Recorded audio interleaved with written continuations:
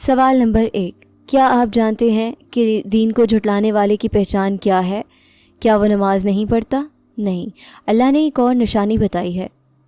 سوال، سورہ الماعون میں الذی یکذب بالدین، جو دین کو جھٹلاتا ہے، کی پہچان کیا بتائی گئی؟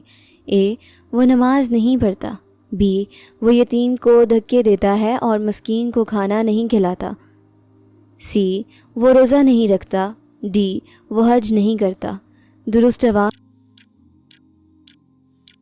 بی، وہ یتیم کو دھکے دیتا ہے اور مسکین کو کھانا نہیں کھلاتا۔ اللہ تعالیٰ فرماتے ہیں، بھلا آپ نے اسے دیکھا جو دین کو جھٹلاتا ہے؟ بس وہی ہے جو یتیم کو دھکے دیتا ہے اور مسکین کو کھانا کھلانے کی ترغیب نہیں دیتا۔ یہ بہت حیرت انگیز بات ہے۔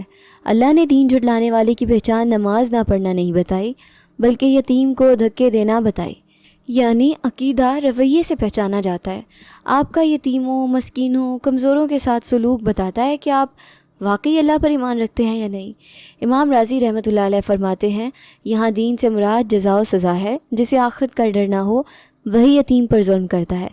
اللہ ہمیں سکھا رہے ہیں کہ حقیقی ایمان صرف زبان سے اقرار نہیں بلکہ عمل سے ثابت ہوتا ہے۔ کمزوروں کے ساتھ آپ کا سلوک آپ کے ایمان کا آئینہ ہے۔